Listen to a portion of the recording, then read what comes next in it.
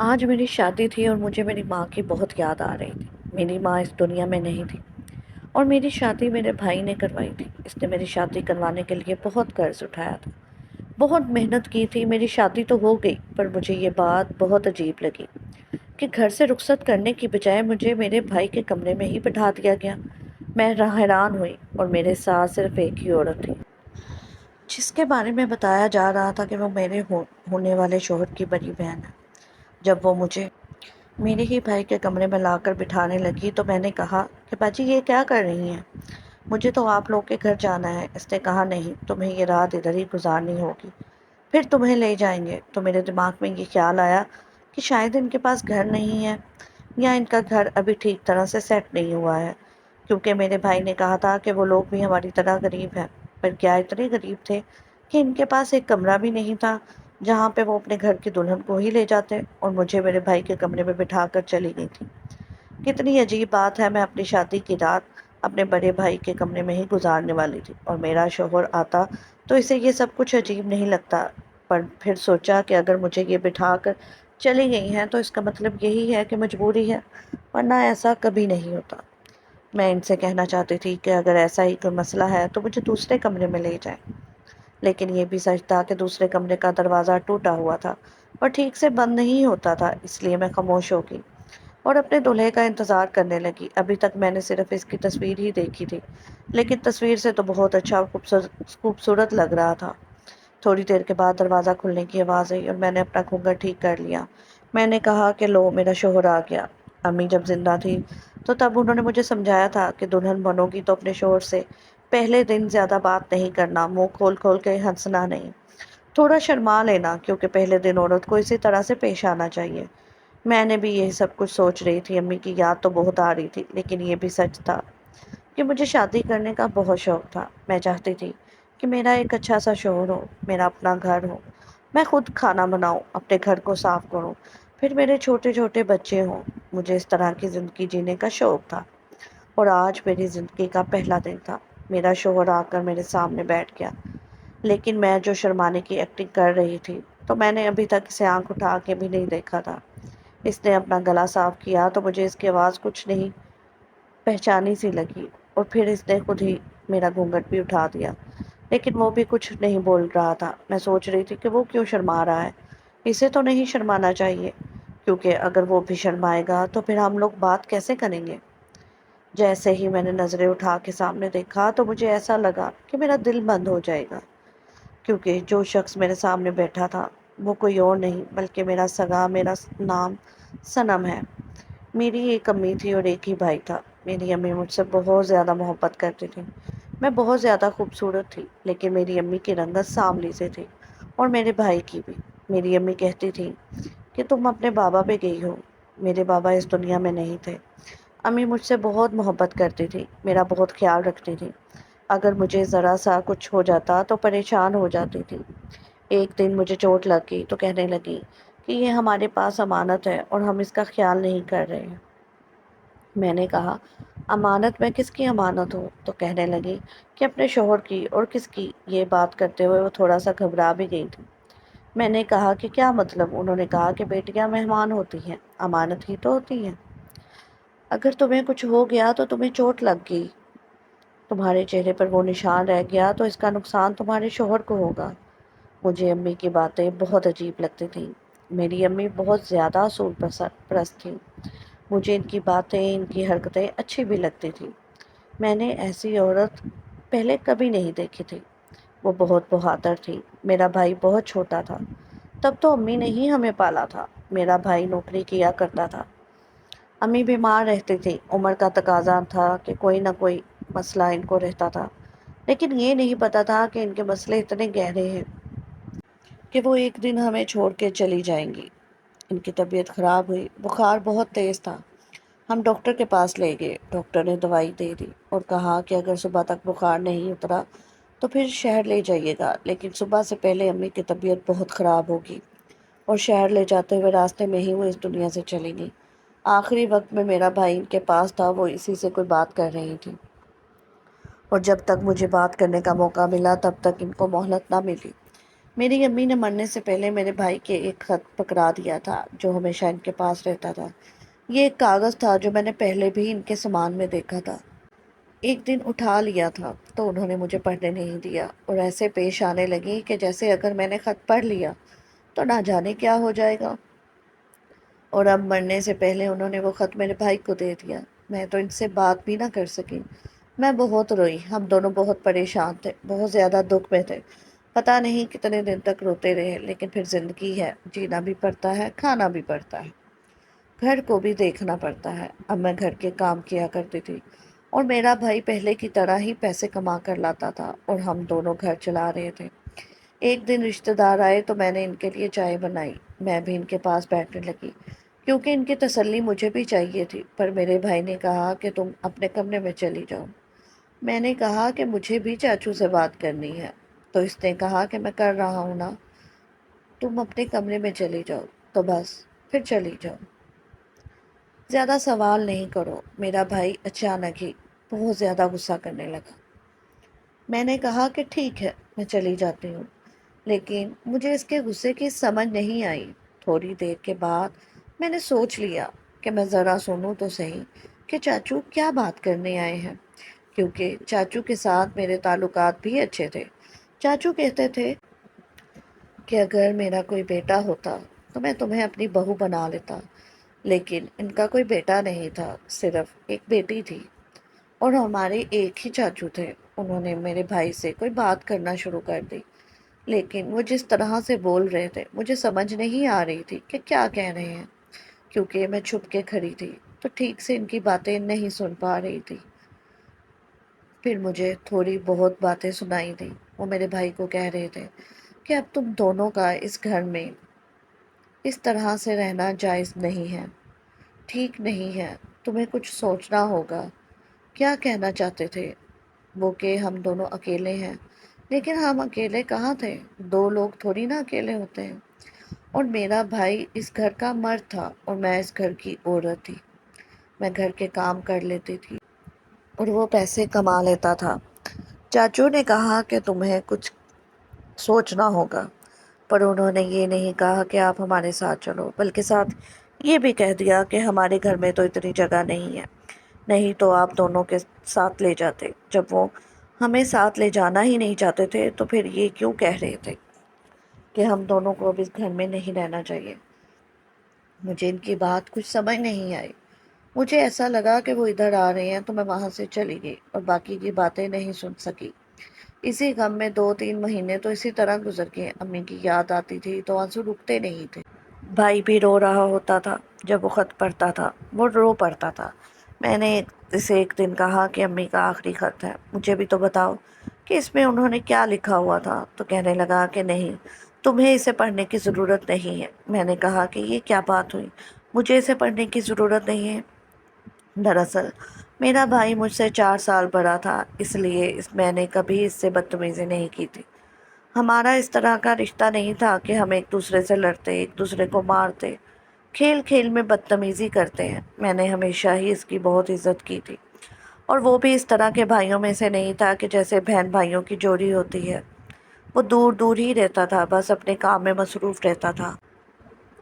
میں نے اسے کہا کہ جتنا دکھ اور درد تمہارے دل میں ہے، اتنا ہی میرے دل میں بھی ہے۔ اگر تمہیں یہ خط پڑھ کے تھوڑی سی بھی تسلی اور سکون ملتا ہے تو میرا بھی حق ہے کہ مجھے بھی تسلی اور سکون ملے۔ آخر ہماری ماں کا خط ہے۔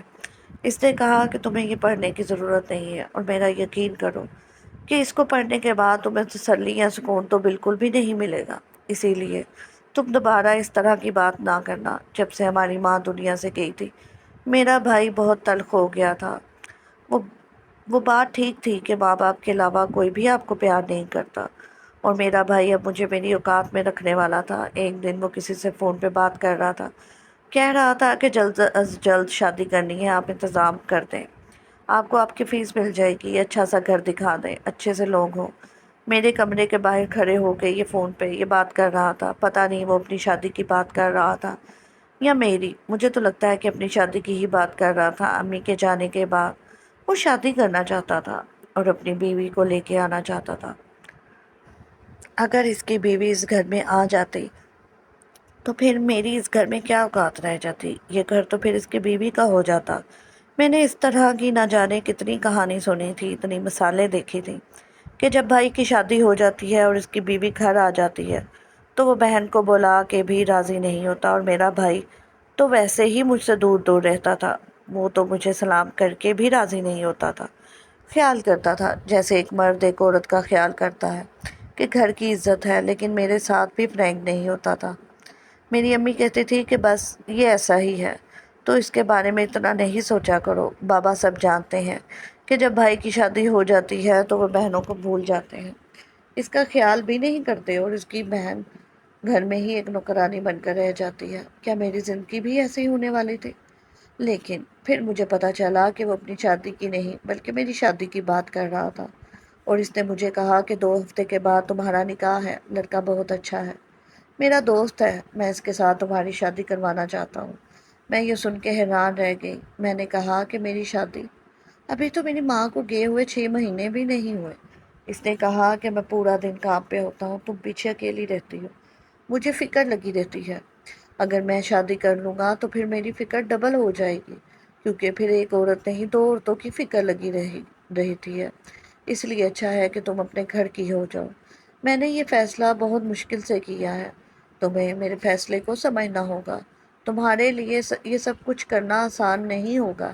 شادی ہم لوگ بہت سادگی سے کریں گے، وہ مسجد میں بیٹھا ہوگا، تم گھر میں بیٹھی ہوگی، جب تمہارے پاس نکاح نامہ آئے تو تم دستخط کر دینا، اس کے بعد تمہیں اس کے ساتھ رخصت کر دوں گا۔ مجھے ایک لڑکے کی تصویر بھی دکھا دی، سچ کہوں تو مجھے تصویر سے کوئی بھی مطلب نہیں تھا، پھر بھی میں نے تصویر دیکھ لی تھی، لڑکا تو ٹھیک ٹھاک ہی تھا، لیکن یہ کیا؟ میرا بھائی مجھے جلدی جلدی ایک ذمہ داری سمجھ کے بس اپنے گھر سے نکالنا چاہتا تھا۔ مجھے افسوس تو بہت ہوا، لیکن میں اس سے کیا شکایت کرتی؟ وہی بات سچ تھی کہ ماں جانے کے بعد بھائی پرایا ہو گیا تھا۔ جس دن میری شادی تھی اس دن میں ایک کمرے میں ہی بیٹھی تھی، مجھے بتایا گیا تھا کہ دلہا مسجد میں آئے گا، وہیں سے نکاح نامہ میرے پاس آ جائے گا اور نکاح ہو جائے گا، اس کے بعد شام میں وہ گھر سے آ کے مجھے لے جائے گا۔ صبح میرے بھائی کی آنکھوں میں آنسو تھے، کہنے لگا کہ مجھے معاف کر دینا، پر میں اپنی ماں کی آخری خواہش پوری کر رہا ہوں۔ مجھے لگا کہ شاید اس لیے معافی مانگ رہا ہے کہ جلدی جلدی میں میری شادی کر رہا ہے، نہ تو کوئی دھوم دھام ہو رہی ہے، نہ ہی کسی کو بلا رہا ہے۔ میں نے کہا کہ کوئی بات نہیں۔ اس کے بعد میں اپنے کمرے میں بیٹھی تھی، میرے پاس نکاح نامہ آ گیا اور دستخط کرتے ہوئے میری آنکھوں میں آنسو آ گئے، مجھ سے دستخط ہی نہیں ہو رہے تھے، کیونکہ مجھے امی کی بہت یاد آ رہی تھی، مجھے دستخط نہیں کیے جا رہے تھے۔ بس پھر جلدی جلدی میں نے دستخط کر دیے، نکاح نامے پر بھی غور نہیں کیا۔ اس کے بعد میں نے اب اس گھر سے رخصت ہونا تھا۔ مجھے میرے بھائی کی بہت یاد آتی ہے، اس گھر کی بھی، لیکن جانا تھا۔ لیکن کمرے میں ایک عورت آئی جس کے بارے میں بتایا جا رہا تھا کہ وہ میرے شوہر کی بڑی بہن ہے۔ وہ مجھے وہاں سے ایسے لے کر نکلی کہ جب ہم اس گھر سے ہی نکلنے لگے ہیں، لیکن اس نے مجھے لے جا کے میرے بھائی کے کمرے میں بٹھا دیا۔ میں حیران ہوئی، اور میرے بھائی کا کمرہ بھی سجا ہوا تھا۔ میں نے کہا باجی یہ تو میرے بھائی کا کمرہ ہے، تو انہوں نے کہا کہ ہاں ہمیں پتہ ہے، لیکن تمہیں یہیں پر رہنا ہوگا اور آج ادھر ہی گزارنی پڑے گی۔ میں یہ سن کر حیران ہوئی، اب میں ایک دن کی دلہن تھی اور شادی بھی اتنی جلدی ہو رہی تھی، میں کیسے سوال جواب کرتی؟ لیکن اس کا مطلب یہی تھا کہ لڑکے کے پاس مجھے بٹھانے کے لیے کمرہ تک نہیں تھا۔ میں نے کہا ایسا کیوں؟ تو انہوں نے کہا کہ کوئی مسئلہ ہے۔ میں سوچنے لگی کہ شاید زیادہ ہی مسئلہ ہے، لڑکے کے گھر والے اس سے ناراض ہیں، یا اسے گھر سے نکال دیا ہے، یا اس کے پاس گھر ہی نہیں ہے۔ میں خاموش ہو گئی، چونکہ انہوں نے مجھے کہا کہ تم زیادہ سوال نہیں کرو، بس چپ چاپ بیٹھ جاؤ، تمہارا دلہا آ جائے گا، پھر صبح تمہیں یہاں سے رخصت کروا کے لے جائے گا۔ لیکن جب انہوں نے دیکھا کہ میں مطمئن نہیں ہو رہی تو انہوں نے کہا پہلے زمانے میں شادی کی پہلی رات لڑکی کے گھر میں ہی ہوتی تھی، صبح صبح لوگ رخصت ہوتے تھے کیونکہ بہت دور سے آتے تھے، اسی لیے یہ ایک طرح سے رواج بن گیا تھا۔ تو یہ کچھ ایسا نہیں ہے جو بہت ہی عجیب ہے، تم پریشان کیوں ہو رہی ہو؟ جو تمہارا اپنا گھر ہے۔ میں نے کہا کہ اگر ایسی بات ہے تو پھر مجھے میرے گھر والے کمرے میں ہی چھوڑ آتے، یہ تو میرے بھائی کا کمرہ ہے۔ ऐसे अजीब लगता है ना। तो उन्होंने कहा कि तुम्हारे वाले कमरे का तो दरवाज़ा टूटा हुआ है, तुम्हारी शादी हो गई है, तुम्हें तो इन बातों का ज़्यादा पता होना चाहिए ना। मैं खामोश हो गई। बात तो ठीक थी, मेरे वाले कमरे का दरवाज़ा टूटा हुआ था। वो एक साइड से तो बंद हो जाता था, लेकिन इसकी कड़ी नहीं लग सकती थी और आधा खुला ही रहता था। मैं यहाँ पर बैठ गई और सोचने लगी, ये तो मेरे भाई का कमरा है, मुझे यहाँ पर ला के बिठा दिया है।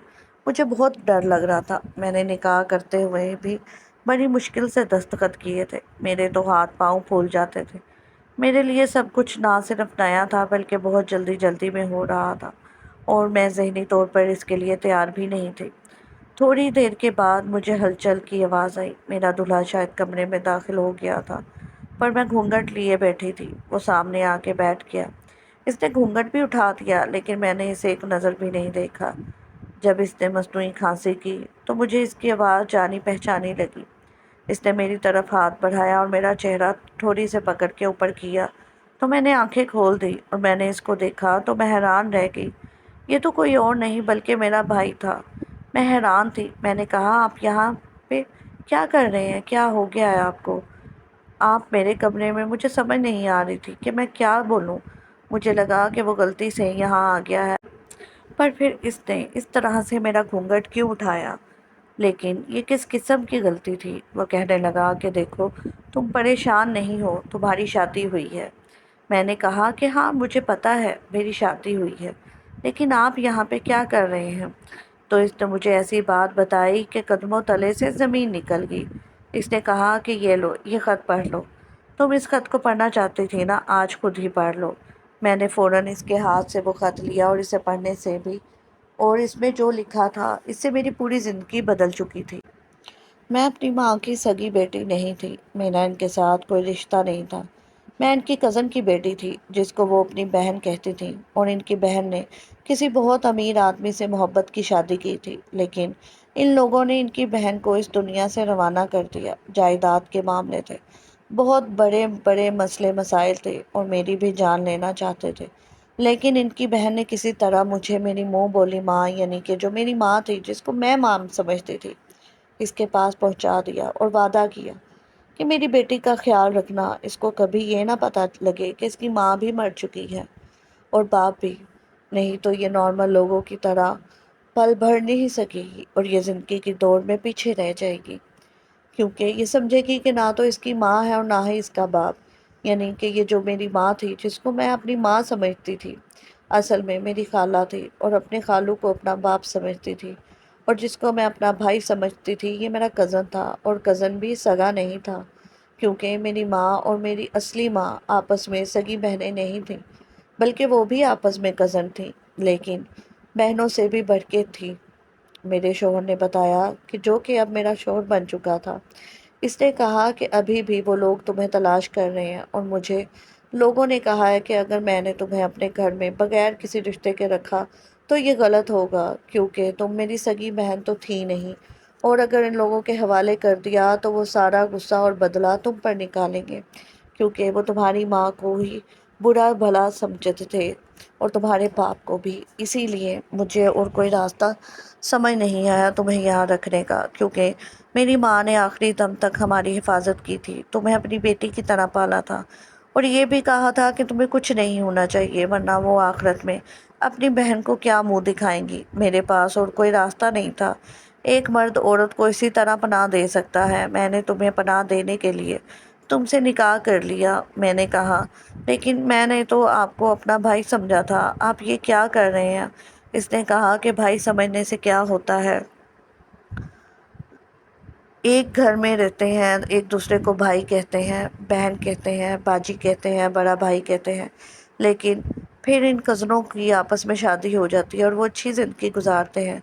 और मैं तुम्हारा फर्स्ट कज़न नहीं हूँ, दूर पार का कज़न हूँ। इसीलिए तो इसीलिए तो मैंने तो कभी तुम्हें इसलिए ज़्यादा घास नहीं डाली, क्योंकि मुझे पता था कि तुम मेरी सगी बहन नहीं हो। मैं तुमसे दूर दूर से ही रहता था। बात तो ठीक थी, वो मुझसे हमेशा दूर दूर ही रहता था, लेकिन फिर भी ये सब कुछ बहुत अजीब था। अजीब से भी ज़्यादा अजीब था। इसने कहा कि तुम्हारी जान को ख़तरा ना होता तो मैं ये सब कुछ कभी नहीं करता, लेकिन तुम्हारी सारी ज़िंदगी हिफाजत की है। آخری دم پہ تمہیں اس طرح سے چھوڑ نہیں سکتا تھا۔ یہ بات میں سن رہی تھی کہ بے ہوش ہو گئی۔ اس نے بھی نہیں سوچا تھا کہ مجھ پر اتنا بڑا صدمہ طاری ہو جائے گا۔ ڈاکٹر نے کہا کہ میں بہت زیادہ پریشان ہوں، اس لیے میرا بی پی شوٹ کر گیا تھا۔ اب اس بات کو 2 ہفتے ہو گئے ہیں۔ ہم لوگ ایک ہی گھر میں رہتے ہیں، لیکن میں اس کمرے میں بھی نہیں جاتی، اپنے کمرے میں رہتی ہوں، بات بھی نہیں کرتی، کھانا بھی نہیں کھاتی ساتھ بیٹھ کے، کیونکہ مجھ سے یہ سب کچھ برداشت نہیں ہو رہا۔ مجھے اس رشتے کو قبول کرنے میں بہت زیادہ مشکل ہو رہی ہے، اتنی زیادہ مشکل ہو رہی ہے کہ میں بتا نہیں سکتی۔ اب آپ لوگ مجھے بتائیں اور میری مدد کریں کہ میں کیا کروں۔ اگر شریعت اور معاشرت کی روح سے دیکھا جائے تو ہم دونوں ایک دوسرے کے لیے حلال ہیں اور میاں بیوی ہیں، ایک دوسرے کے نکاح میں بھی ہیں، لیکن پھر بھی مجھ سے یہ سب کچھ قبول نہیں ہو رہا۔ میں ایسا کیا کروں کہ اس رشتے کو دل سے قبول کر لوں؟ ایسی کیا بات سوچوں کہ میرے دل کو سکون آ جائے؟ اس خاندان نے میرے لیے بہت کچھ کیا ہے، میں کچھ ایسا نہیں کرنا چاہتی کہ ان کو دکھ پہنچے، اور وہ ابھی بھی جو کر رہے ہیں میری حفاظت کے لیے کر رہے ہیں، کیونکہ میں بہت ساری جائیداد کی مالک ہوں اور میری جان کو خطرہ ہے، لیکن پھر بھی یہ سب کچھ بہت مشکل ہے۔ خدا کے لیے مجھے کوئی وظیفہ یا کوئی ایسی صورت بتائیں جس کو پڑھ کے مجھے سکون آ جائے، اور آپ لوگ مجھے بتائیں کہ میں کیا کروں۔ مجھے پتا ہے کہ وقت کے ساتھ شاید یہ سب ٹھیک ہو جائے، لیکن ابھی مجھے یہ سب کچھ ناممکن لگ رہا ہے، اتنا ناممکن لگ رہا ہے کہ میں بتا نہیں سکتی۔